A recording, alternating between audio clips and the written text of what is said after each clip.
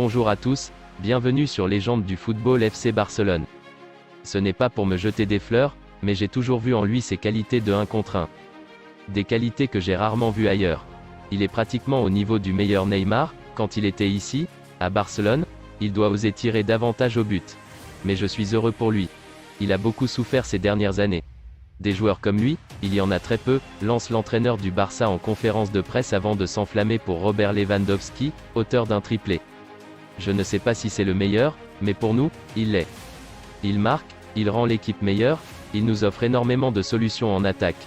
Si ce n'est pas le meilleur, il sera à la lutte avec Karim Benzema et Erling Haaland. C'est une fierté de l'avoir avec nous. Il est heureux, il travaille bien. On savait qu'il avait une envie énorme de venir au Barça. Comme personne, comme professionnel, il est merveilleux, travailleur, humble. C'est normal qu'il émeuve les supporters, ajoute Xavi. Satisfait de s'être débarrassé de Neto et de son salaire cet été, le FC Barcelone s'est néanmoins rapidement interrogé sur la nécessité ou non d'enrôler un homme capable de suppléer Marc-André ter Stegen. Poussé par Xavi Hernandez et Matteo Almani, Iñaki Peña devrait prendre ce rôle. Le technicien catalan et sa direction auraient été impressionnés par les performances de leur jeune portier de 23 ans lors de son prêt à Galatasaray. Ils seraient désormais prêts à parier sur lui. La polémique liée aux propos de Christophe Galtier n'a pas fini de faire parler. En Espagne, Xavi a été interrogé sur la possibilité que le Barça utilise des modes de transports éco-responsables. Le technicien espagnol y a répondu favorablement, estimant que c'était pour ça que Barcelone était plus qu'un club. Nous ne pouvons pas vivre dans une bulle en marge de la société.